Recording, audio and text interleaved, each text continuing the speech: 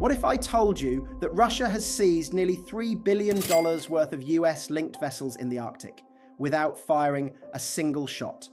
This wasn't a random incident, it was a calculated move, and it could signal a much bigger shift in global power.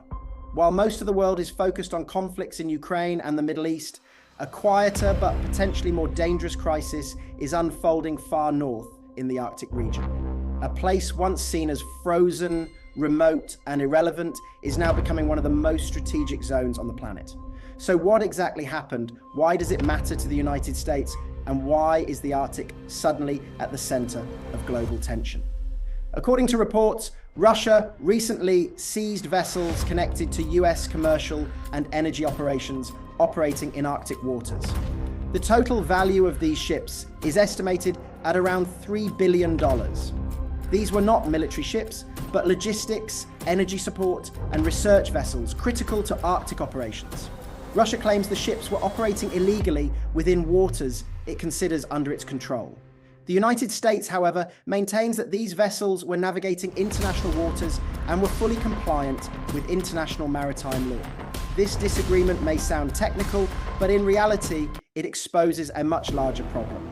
The Arctic does not have clearly enforced rules, and powerful nations are willing to test boundaries. To understand why this matters, we need to understand why the Arctic itself has become so important. The Arctic is no longer just ice and snow. Beneath it lies an estimated 13% of the world's undiscovered oil and nearly 30% of untapped natural gas. As global temperatures rise, ice is melting, opening new shipping routes that can cut weeks off travel time between Asia and Europe. Whoever controls these routes controls future trade. Russia has the longest Arctic coastline of any country in the world, and for years it has been heavily investing in Arctic infrastructure, ports, icebreakers, and military bases. For Moscow, the Arctic is not a future opportunity. It is a present-day priority. So why did Russia act now? First, this move sends a strategic message. After facing heavy Western sanctions, Russia is showing that it still has leverage in critical global regions. Seizing high-value assets without direct military conflict is a powerful way to demonstrate control. Second, this is about Arctic dominance. By taking action against US-linked vessels, Russia is signaling that it intends to enforce its interpretation of Arctic boundaries, regardless of international objections. And third, there is an economic motive.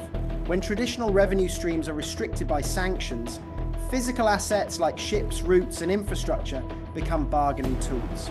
In today's world, economic pressure can be just as powerful as military force. Now, the big question is, how is the United States responding? So far, the US response has been cautious and calculated. There has been diplomatic protest and legal pressure, but no military escalation. And there's a reason for that. Any direct confrontation in the Arctic risks dragging NATO into a conflict with Russia, something neither side wants. The environment itself makes military action extremely difficult, and disruption in Arctic shipping could send shockwaves through the global economy. Instead, Washington is relying on international law, diplomacy, and coordination with allies to address the situation. But critics argue that a weak response could encourage further aggressive actions in the future. The global consequences of rising Arctic tension are serious. If disputes like this continue, shipping insurance costs could rise dramatically, energy markets could become unstable, and the world could see a new Cold War-style standoff. Not in Europe, but in the far north. The biggest danger isn't immediate war, it's uncertainty. When rules are unclear and power determines outcomes, even small incidents can spiral into major crises. This seizure may not trigger conflict today, but it sets a precedent. It shows that the Arctic is no longer a neutral zone. It's becoming a strategic battlefield where influence, resources, and control are up for grabs. The question now is whether global powers can establish clear rules before competition turns into confrontation. Should the United States take a stronger stance to protect its interests, or is restraint the smarter path in such a fragile region? Let me know your thoughts in the comments. If this breakdown helped you understand what's really happening beyond the headlines, like the video and subscribe for more clear, unbiased global analysis.